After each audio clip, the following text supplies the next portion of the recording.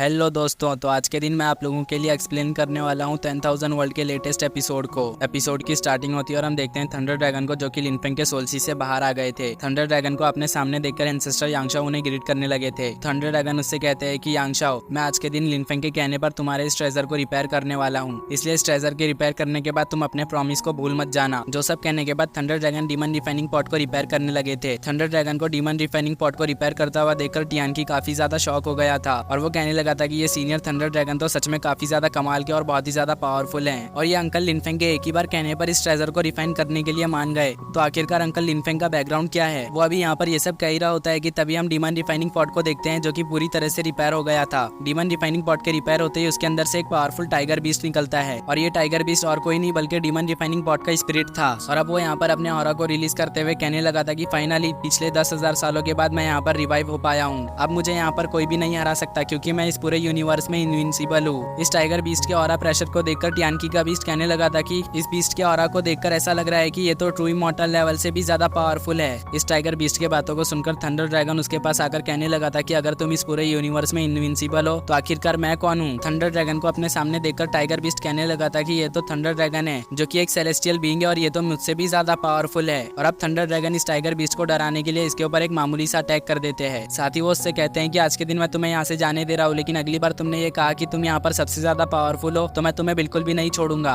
जिस वजह से ये टाइगर बीस्ट काफी ज्यादा डर गया था और कहने लगा था कि सीनियर प्लीज मुझे माफ कर दीजिए, मैं अगली बार से ये बिल्कुल भी नहीं कहूंगा। दूसरी तरफ हम शाउटियन को देखते हैं, जो कि टाइगर बीस्ट को इतना ज्यादा डरा हुआ देखकर कहने लगा था कि आखिरकार ये सीनियर थंडर ड्रैगन कितने ज्यादा पावरफुल है, जो कि ये टाइगर बीस्ट भी इनसे डर रहा है। शाउटियन के ये कहते ही हमारा ये सीन यहीं पर कट हो जाता है, जिसके बाद हमारा सीन शिफ्ट होकर डीमंस के ऊपर आता है, जो कि अपने एम्परर को आजाद कराने के लिए कई सारे ह्यूमंस को सेक्रीफाइस करके इस फॉर्मेशन को तोड़ने की कोशिश कर रहे थे, जिसमें कि ये सभी डीमंस इस फॉर्मेशन के अंदर थोड़ा सा क्रैक्स लाने में कामयाब हो गए थे, मगर अभी भी ये फॉर्मेशन पूरी तरह से ब्रेक नहीं हुआ था। जिस वजह से डीमन एम्परर अपने साथियों से कहता है कि अभी के लिए हमें यहाँ पर कुछ और ह्यूमंस को लेकर आना पड़ेगा, क्योंकि ये फॉर्मेशन अभी के लिए पूरी तरह से डिस्ट्रॉय नहीं हुआ है, इसलिए इस जगह पर कुछ और ह्यूमंस को इस फॉर्मेशन को तोड़ने के लिए लेकर आओ। जो सुनते ही डीमन लेडी अपने 2 सोल्जर्स को इस जगह पर ह्यूमंस को लेकर आने के लिए कहती है, जिस पर वो दोनों सोल्जर्स कुछ और ह्यूमंस को लेकर आने के लिए वहाँ से रवाना हो जाते हैं। दूसरी तरफ हम लिनफेंग को देखते हैं, जो कि व्हाइट गेट का यूज करते हुए हेवनली पैलेस से बाहर आ जाता है, जहाँ पर वो व्हाइट गेट की तारीफ करते हुए कहने लगा था कि इसकी स्ट्रेंथ तो सच में काफी ज्यादा कमाल की है, क्योंकि इस ट्रेजर ने तो हेवनली पैलेस से इस जगह पर हमें पल भर में ही पहुंचा दिया। और अब वो एंसेस्टर शुई से कहते हैं कि सीनियर, मैं चाहता हूं कि आप अपने हेवनली मिरर का यूज करते हुए मेरे दोस्तों को फाइंड करने में मेरी मदद करें। जो सुनते ही एंसेस्टर शुई इस चीज के लिए राजी हो जाती है और अब वो अपने हेवनली मिरर का इस्तेमाल करते हुए लिनफेंग के साथियों को वहाँ पर ढूंढने लगी थी। तभी उन्हें वहाँ पर लिनफेंग के साथी मिल जाते हैं, जहाँ पर हम लिनफेंग के साथियों को देखते हैं, जो कि डीमंस के कैद में होते हैं। तभी हम शाउटियन को देखते हैं, जो कहता है कि मास्टर, इस जगह पर तो बस कुछ ही लोग हैं, बाकी के और लोग किधर पे हैं। वहीं पर हम टियानकी को देखते हैं, जो कि अपनी आंट की हालत को देखकर काफी ज्यादा घबरा गया था और कहने लगा था कि अंकल लिनफेंग, मेरी आंट की हालत काफी ज्यादा खराब है, इसलिए हमें अभी ही उनको रेस्क्यू करने के लिए चलना होगा। जो सुनकर लिनफेंग टियानकी को दिलासा देते हुए कहने लगा था कि तुम यहाँ पर फिक्र मत करो, तुम्हारी आंट को यहाँ पर कुछ भी नहीं होगा, मैं उन्हें जरूर से बचा लूंगा। और अब लिनफेंग व्हाइट गेट का यूज करते हुए इस जगह पर एक पोर्टल बना देता है, जो कि डीमन टेरिटरी से कनेक्ट था, जिस वजह से व्हाइट गेट का पोर्टल डीमंस के एरिया में खुल गया था, जहाँ पर बुल डीमन अपने सामने अचानक से इस पोर्टल को देखकर काफी ज्यादा हैरान हो गया था। और अब वो अपने सीनियर से कहने लगा था कि सीनियर, आखिरकार ये है क्या हमें एक बार जाकर उसे देखना चाहिए। जहाँ पर उसका सीनियर उससे कहता है कि बेवकूफ, क्या तुम्हें नहीं पता कि डीमन एम्परर ने हमें यहाँ पर क्या काम दिया है? अगर हमने उनके काम को यूं ही बीच में छोड़ दिया तो तुम्हें पता है ना कि हमारे साथ क्या होगा, इसलिए तुम इन सभी चीजों को छोड़कर अपने काम पर फोकस करो, क्योंकि हमारा काम अभी के लिए बहुत ही ज्यादा इंपॉर्टेंट है और वैसे भी बाकी के डीमंस है ना यहाँ पर, वो इस चीज को देख लेंगे। ये कहने के बाद वो दोनों डीमंस इस चीज को इग्नोर करते हुए यहाँ से चले जाते हैं। उनके यहाँ से जाते ही लिनफेंग इस पोर्टल से बाहर आ गया था। अब लिनफेंग यहाँ पर अपनी सोल पावर का यूज करते हुए अपने दोस्तों को ढूंढने लगा था। जब उसे यहाँ पर अपने दोस्तों की लोकेशन मिल जाती है तो वो उन्हें बचाने के लिए वहाँ से रवाना हो जाता है। दूसरी तरफ हम उन्हीं दोनों डीमन सोल्जर्स को देखते हैं, जो कि यहाँ से कुछ ह्यूमंस को लेकर जाने ही वाले थे कि तभी उनके ऊपर अटैक हो जाता है, जिस वजह से वो यहाँ से ह्यूमंस को लेकर नहीं जा पाते हैं। और अब वो यहाँ पर लिनफेंग को देखकर समझ जाता है कि लिनफेंग यहाँ पर अपने दोस्तों को बचाने के लिए आया है। इस वजह से वो फौरन से डीमन लेडी को इन्फॉर्म कर देता है कि लिनफेंग इस जगह पर अपने दोस्तों को बचाने के लिए आ गया है। मगर हम लिनफेंग को देखते हैं, जो उस डीमन के ऊपर अटैक करके उसे वहाँ पर किल कर देता है, जिस वजह से उसका साथी वहाँ पर काफी ज्यादा डर गया था और कहने लगा था कि लिनफेंग तो बहुत ही ज्यादा पावरफुल है, उसने तो मेरे सीनियर को बस एक ही अटैक में मार दिया। और अब लिनफेंग उस डीमन को इग्नोर करते हुए लिंगर की बॉडी से डार्क ऑरा को निकालने की कोशिश करने लगा था, मगर वो लिंगर की बॉडी से डार्क ऑरा को नहीं निकाल पाता है, क्योंकि डीमन एम्परर ने लिंगर के बॉडी पर कर्ज लगा कर रखा था और इस कर्ज को हटा पाना बिल्कुल भी आसान नहीं था और इस कर्ज को सिर्फ डीमन एम्परर ही हटा सकता है, या फिर कोई ऐसा पर्सन जो कि डीमन एम्परर से भी ज्यादा पावरफुल हो। जैसा कि आप सभी लोगों को पता है कि अभी के लिए इस फॉरबिडन लैंड के अंदर सिर्फ थंडर ड्रैगन ही डीमन एम्परर से ज्यादा पावरफुल है, लेकिन अभी के लिए तो वो डीप स्लीप में हैं। तभी लिनफेंग को याद आता है कि उसके पास तो डीमन एम्परर की क्लोन बॉडी की पावर है जो कि इस कर्ज को हटा सकती है।